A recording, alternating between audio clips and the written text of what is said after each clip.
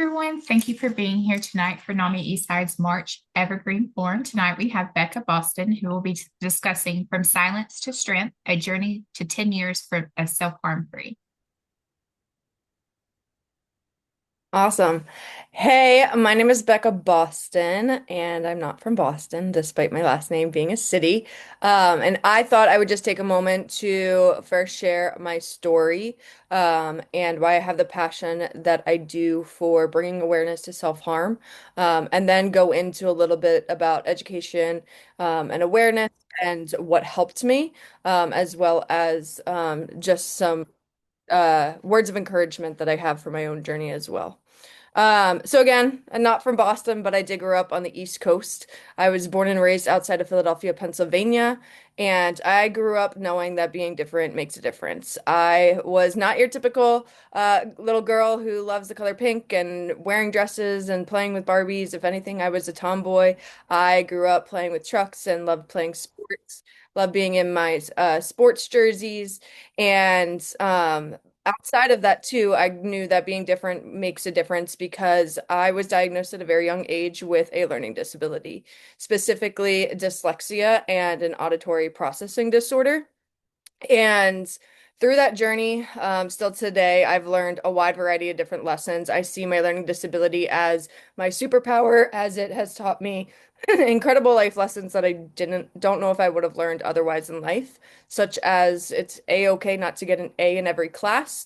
I've learned that as long as you're trying, you're not failing. I learned that in a wide variety of different ways. The story that I often tell is in third grade, I was studying for a test on Friday, and my mom was my biggest advocate, and we were studying together, and we felt confident that on Friday I would pass the test and do really well. So everybody was excited, myself included in that.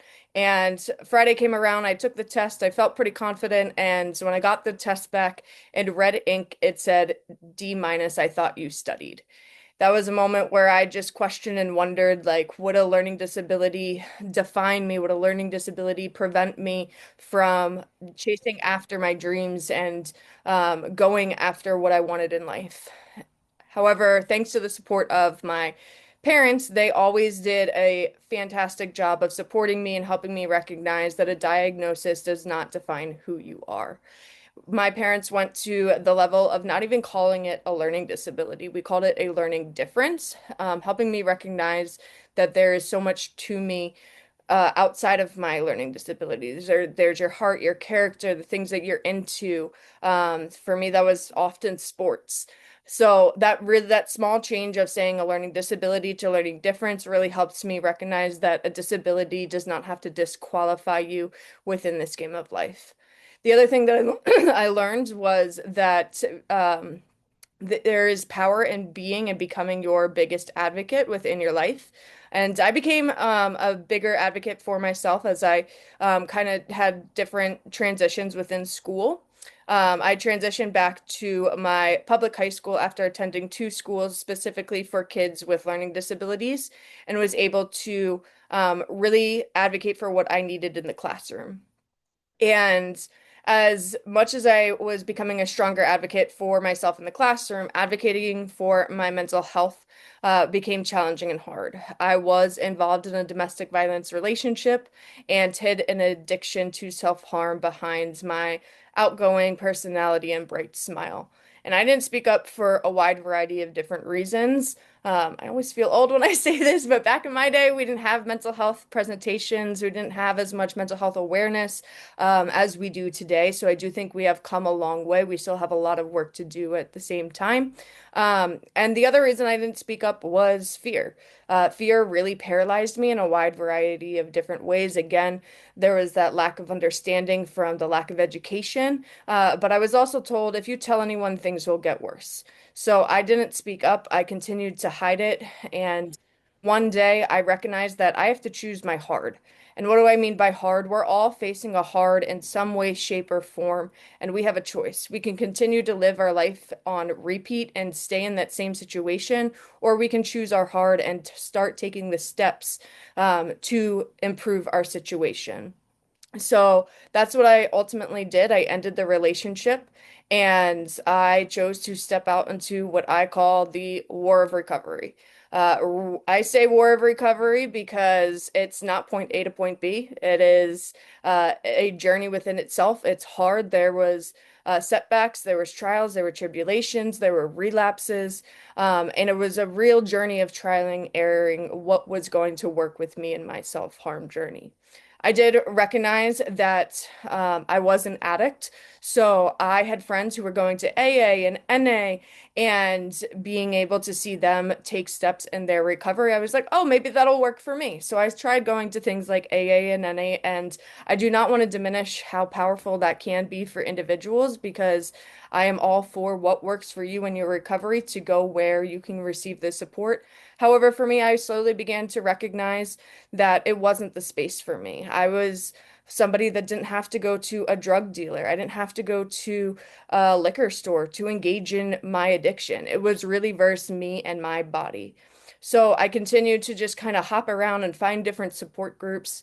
And I was very fortunate to find a support group that was for individuals with all different types of lived experience. It was at that time not a NAMI support group, but it was led by a powerful individual who had lived experience of supporting her daughter, who was also in the support group facing self-harm and domestic violence. That we also had people who had eating disorders and kids who were just being bullied at school, and needed a safe place to be able to vent. But it is through that support group that I got close to the support group leader, and she actually got close to me knowing that she could share her daughter's story and that eventually I would open up. She often said that my eyes could speak even though my smile was so bright. She could see the pain that I was hiding and knew that by her continuously sharing bits and pieces of her story as well as her daughter's that I would open up about what I was facing. So that's what happening. I ended up letting her know about the domestic violence relationship and my addiction to self-harm. And through that, her daughter and I also got very close, and she became another really big advocate for me. And I got into therapy. And one of the first things that our focus was first getting me on the right medication for anxiety and depression, and help of controlling my flashbacks and PTSD. And then from there, it was really discovering positive coping skills that I could put into place for my self-harm, which we will get into more depth in the future. But some of that was the Butterfly Project. If you're not familiar, the Butterfly Project is a positive coping skill that people can use for self-harm. And what you do is you draw a butterfly on your body of where you may feel like you have the urge to self-harm, and you draw a butterfly, and most people take it to the next step of naming the butterfly. And as long as you do not relapse, you are able to keep that butterfly alive. It is able to continue to fly freely with you. And if you relapse, you have to erase that butterfly. So that was just one out of the many we'll get into more later on that helped me. The other thing that helped was that I was able to actually move into my best friend and that support group's leader's home after building such a strong relationship with them and needing a safe space where I could process my trauma in a new environment. It also is really helpful that my friend's mom knew all of the support layers that we kind of needed as two people who were facing two different versions of self-harm. We both were experiencing it in different ways. But we had several different rules that we had to follow. We had to even just ask if we could shower, and we were not allowed to use the word fine. The word fine is often a blanket statement for things that are truly going on underneath the surface. And the rule in the house was that fine stood for effed up, insecure, neurotic, and emotional. So if you said you were fine, you actually had to sit with our friend's mom and give your pain a voice and speak up about what you were truly feeling in the moment. And that was really a hard adjustment in the beginning, but it slowly allowed me to see that there is power in telling people how you feel in the moment rather than bottling it up.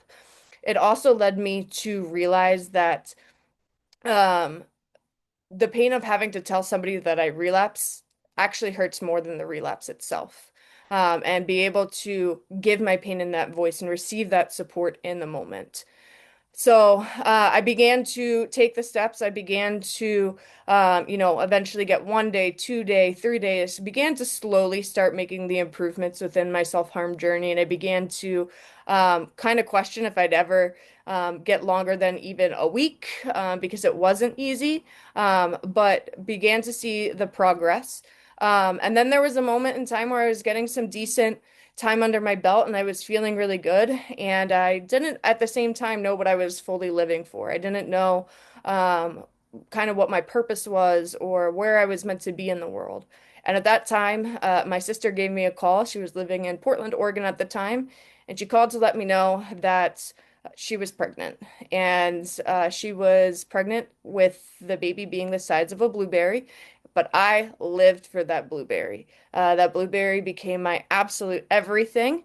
And not even a month later, my sister called me back and said, "Hey, me and my brother-in-law were looking for a full-time nanny." And they, before starting to reach out to other people, wanted to give me the opportunity to move across the country to start taking care of my niece. So I knew in the heart of my heart that that was the right decision for me, that I needed to pack my bags and move across country.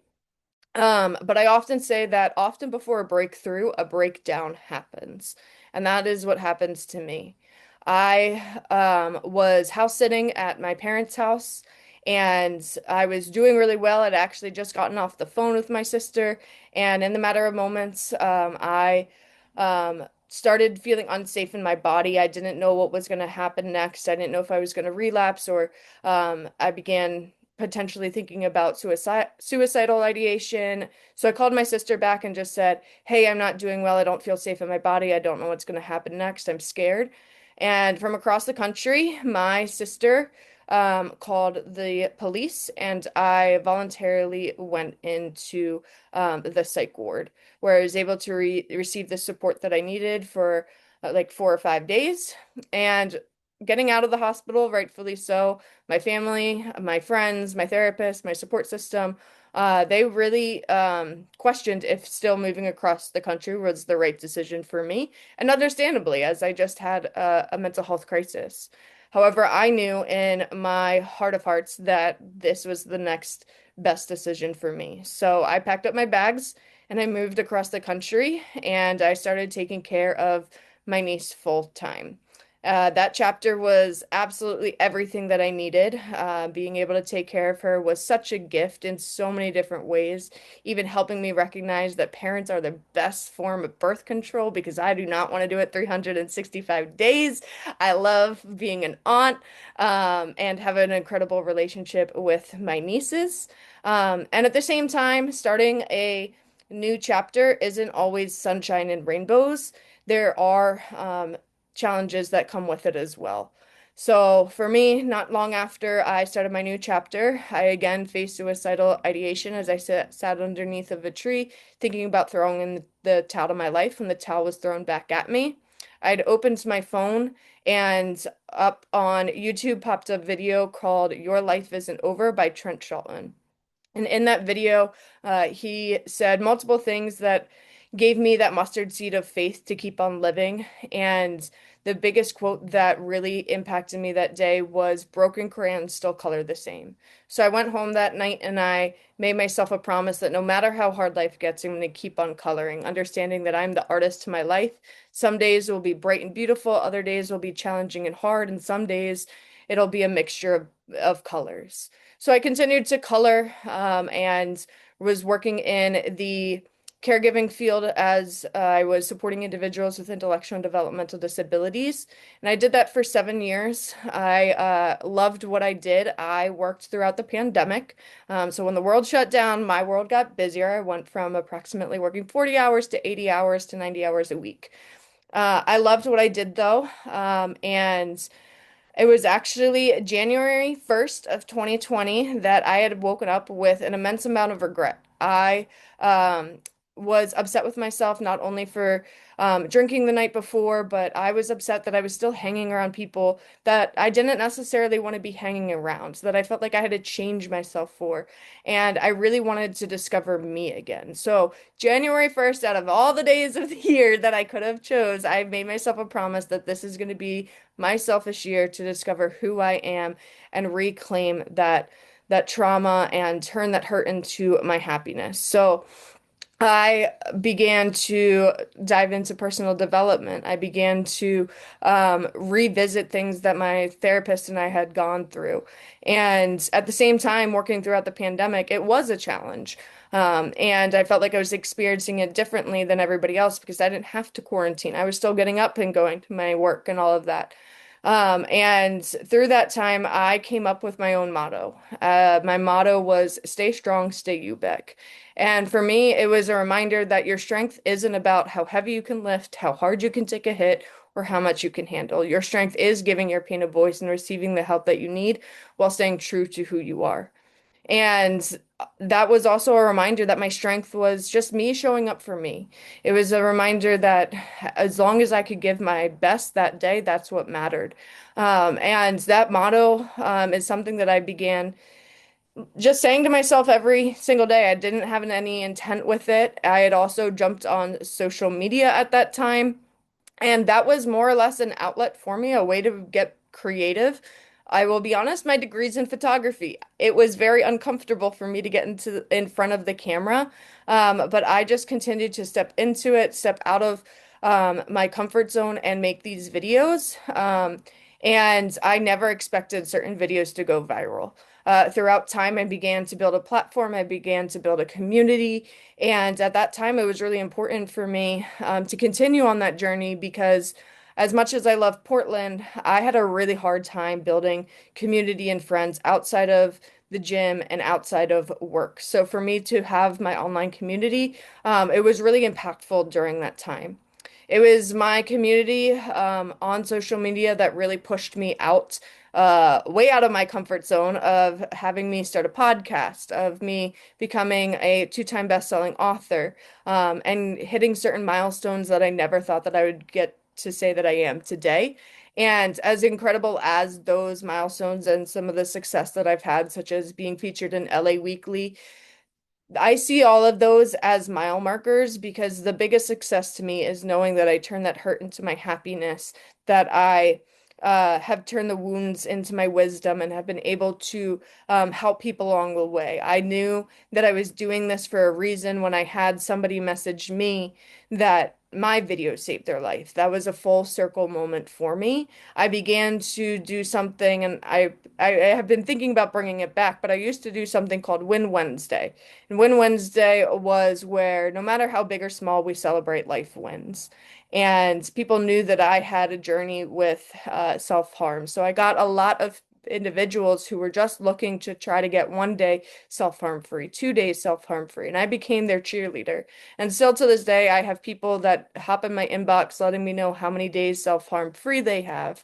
And it is just really encouraging to see, like last night I checked and one girl is now celebrating 5 years self-harm free because of some of the resources that I've been able to share with her, such as NAMI or some of the tools that I have in my toolkit. Um, but eventually, my journey in Portland did come to an end in the very beginning of 2024. I quit my full-time job as a caregiver, and I moved up here to Tacoma to be near family again. And I moved up here with no job, just knew I had a roof over my head and family down the street, and everything else is going to be figure outable. We can figure it out along the way. And that's what I did. I knew that again, my mental health needed to be priority.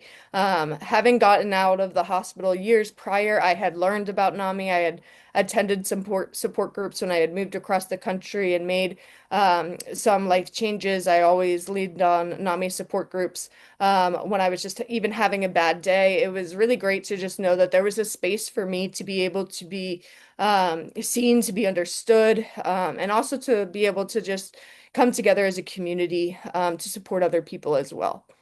So when I moved up here, I was just like, I want to get involved in NAMI as a volunteer, because even when I was in the midst of my early recovery, I remember saying, one day I'll share my story. So now I am the program coordinator of NAMI Pierce County, and I do get to go out and do our Ending the Silence presentations.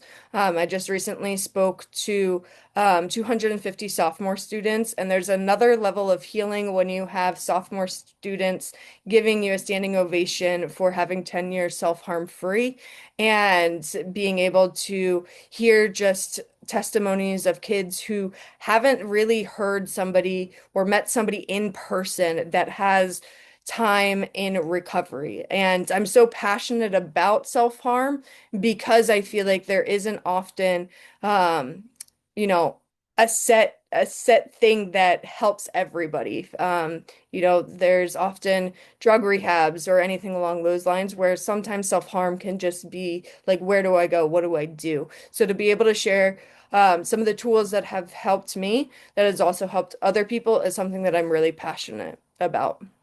So, just jumping into some of the education and awareness layer of self-harm. Self-harm is often a negative coping skill, and it is not seeking attention. Self-harm can temporarily release emotional pressure, like a pressure valve, but it's one that causes harm. It can come from emotional overwhelm. It can come from trauma, lack of tools, that a desire to feel something other than the pain that you're going through. So for me, engaging in self-harm was a temporary way to release the pain that I was feeling internally, but it did not fix the underlying issues. And a majority of the reason people stay silent is because of the stigma.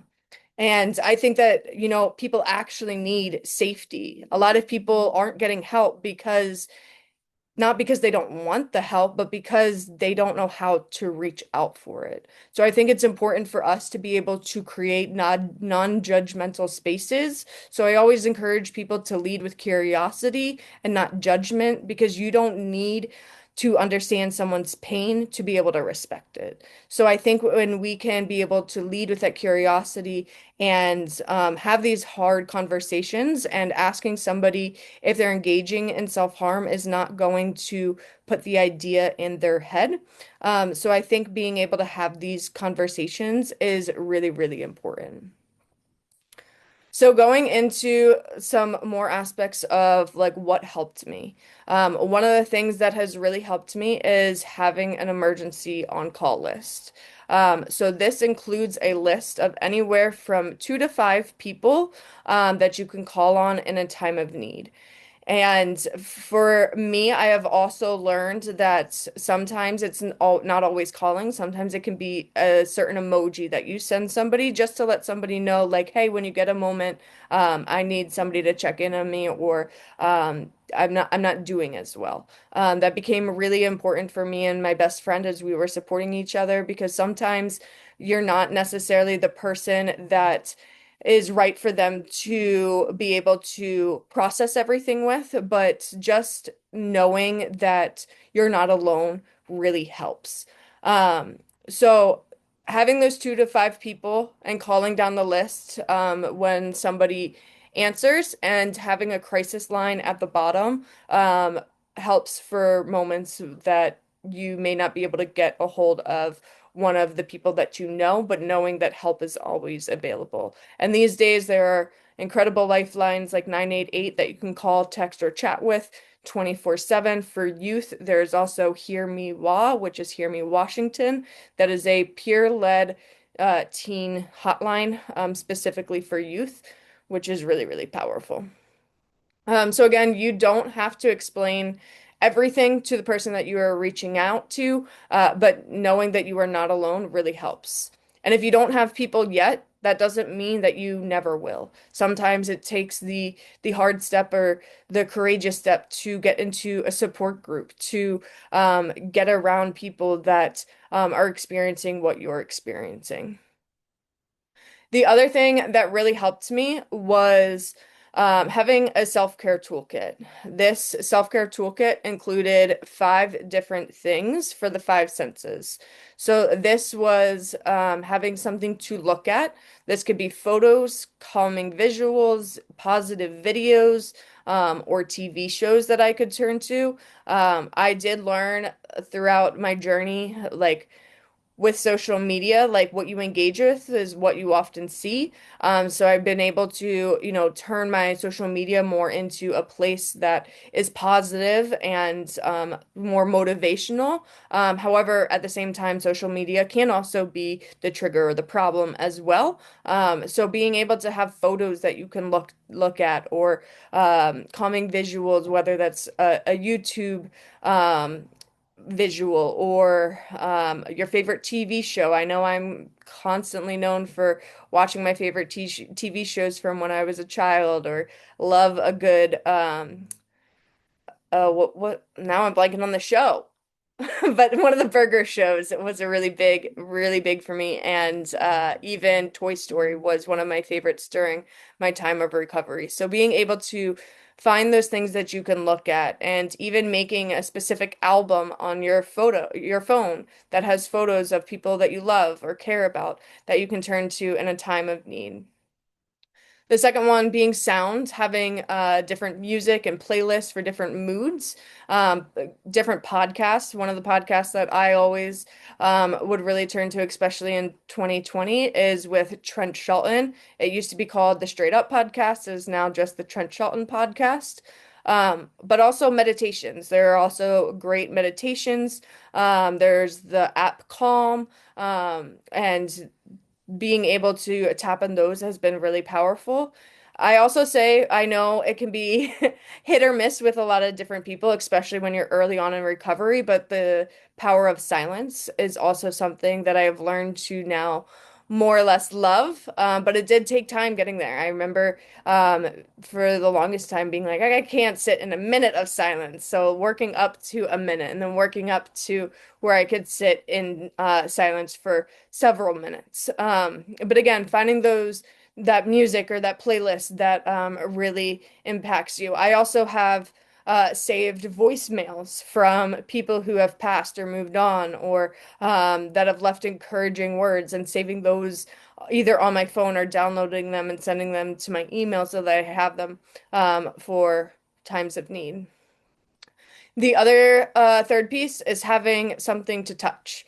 This could be anything from blankets to fidget spinners, textured objects. Two of the things that really helped me, and I'm actually playing with it here behind the scenes, is this bracelet is actually just a bracelet filled with knots. It's very long. It's similar to a rosary, but it's not a rosary. But this has been something that I have had since 2016 that I've been able to just pull on or fidget with in times that I'm feeling stressed or anxious. Sometimes even just that happy, like fidgeting like I'm doing now. But this has been a key piece in my recovery to be able to also just wrap it around my wrist and wear it in times of, that way I have it in times of need. The other thing that has been really helpful is holding on to ice cubes. There is something that disrupts your brain when you hold on to ice.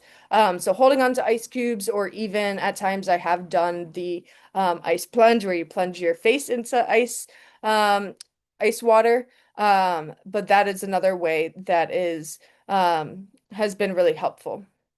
And then the last part is something to smell.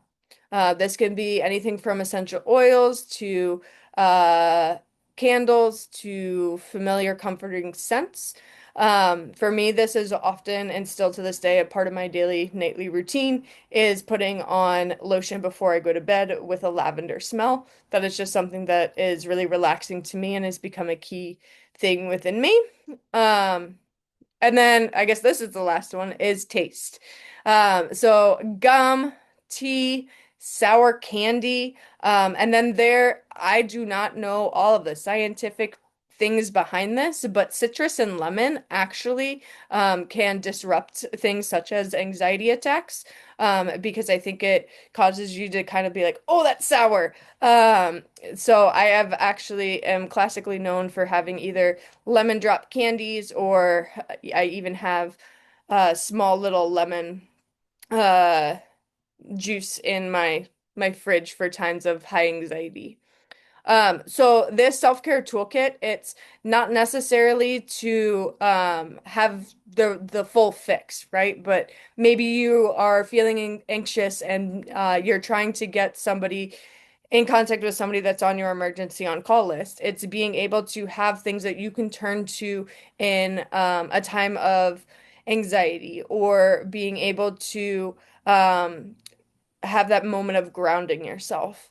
Not everything is going to work, and in that exact moment, if one thing doesn't work, you move down the line to see what might else work. And I always encourage people to build it when you're okay so that it's available to you when you're not okay.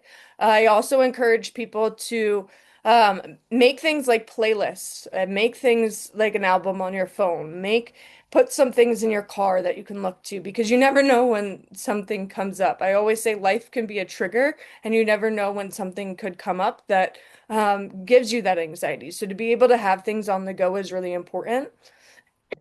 Excuse me. And the other thing is, I encourage people to also maybe make a one pager. And I do have a one pager that I can maybe send to Deidre and Nami Eastside, that they can send out to you guys, that include having all of these things written down. Because sometimes when you're going through a moment of anxiety or crisis, you're not thinking about the practical things. So to be able to see this on a one pager on your wall, or anything along those lines, can really give you that reminder right then and right there. So I will send over that one pager so that you guys can have it. Um, but again, some of just my key takeaways, I guess, for tonight would be that you are not broken. You know, as I said before, broken crayons still color the same, and you may just need different tools. Asking for help isn't a sign of weakness, it is a sign of strength. And you are worthy of support even on the hardest days. I know that sometimes, so often, we get so used to the bad things happening in life, that we think that that's all that we deserve. And we forget that we deserve the good too. So know that you are worthy of the support, you are worthy of the good things that are to come in your life, and know that recovery is possible, even if it's messy. It's not about never struggling again. Even having 10 years self-harm free now, there are still days that I face my challenges, and that I need to reach out for support, or I need to practice what I preach. I always say, if I can't practice what I preach, then I have to change my speech. So being able to really put these into practice for myself as well. And it's about having different choices and tools in your toolbox. So when you have those hard days, that you are able to turn to those things. And again, don't be afraid to start the conversation. Come with questions. Ask how you can support. So you don't always need to have the right answers. Never underestimate the power of your presence, because we don't need perfect people, we need presence. That's really all that I have for tonight. But I am more than happy to answer any questions or hear any takeaways, or anything along those lines.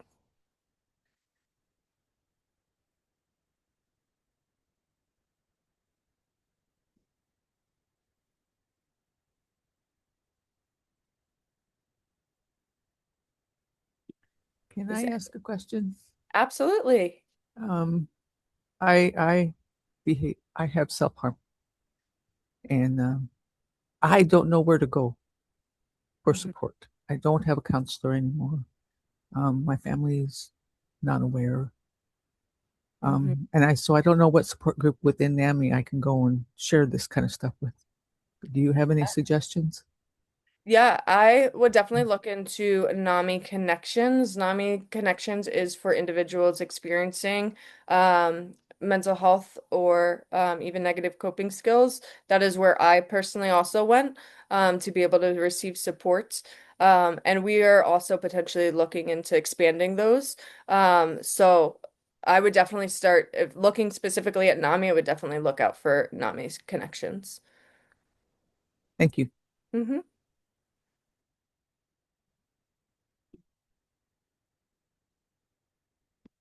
Thank you, Crystal.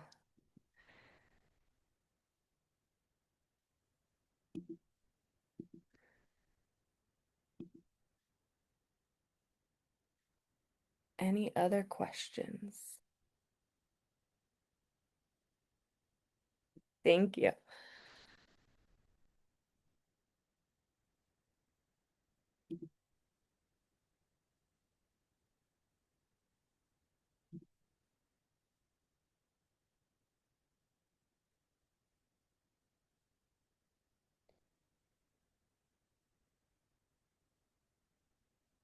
The youth peer hotline is called Hear Me Wah. I can put it uh in the chat. Hear me. Hear me, Washington. There is a number associated with it that they can call, text, or chat with at any time. And I just don't have their number memorized, but they are very similar to 988. It's just teen led, which is really important for our teens these days.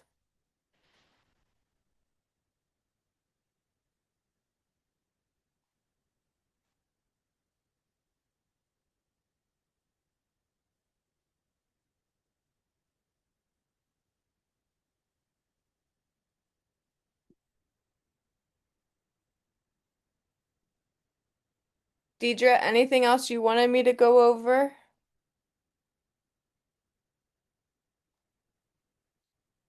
Um, no. If anyone has any other questions or anything like that, they're free to ask. If not, thank you all for being here tonight. And yes, just thank you for being here.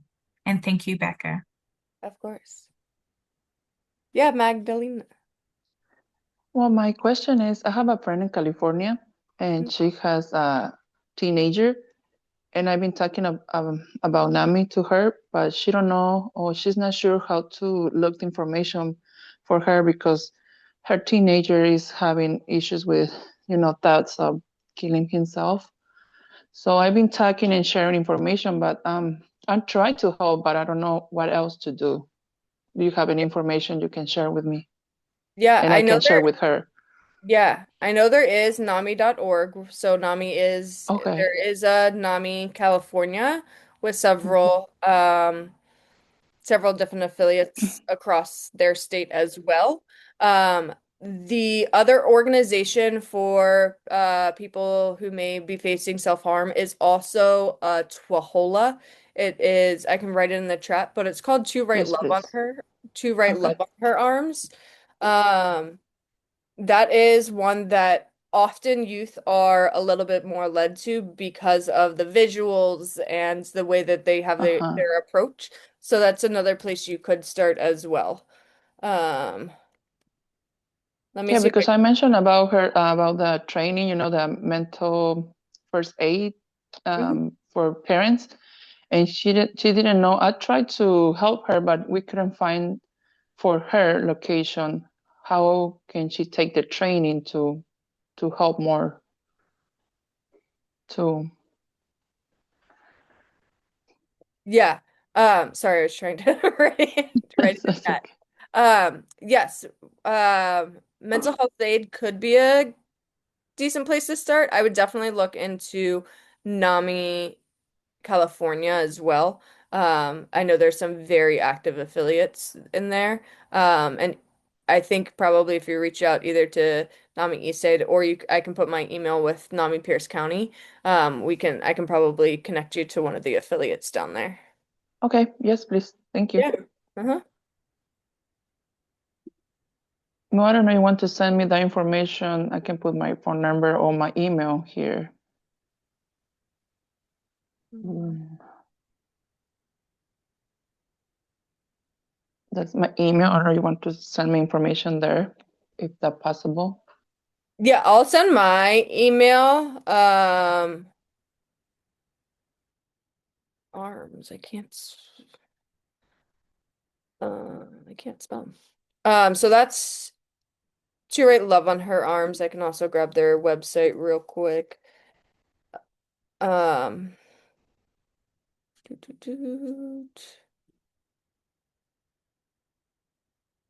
So that's their website. And then this is my NAMI email. And if you could actually reach out to me, that would be um helpful just so I can keep all my ducks in a line. Okay, thank you so much. And Yeah, thank you of for course. sharing all the information. And we're here to support each other. So I appreciate everything you share with us. Thank you. Oh, thank you. Yeah. So that's it for today. Yeah. I thought my story was gonna go a little bit longer than it did. It's Um, okay. but yeah, that is kind of all that I have for today. I'm happy to hang back if anybody has any other questions or anything along those lines. But and I can send Deidre over the other stuff to follow up.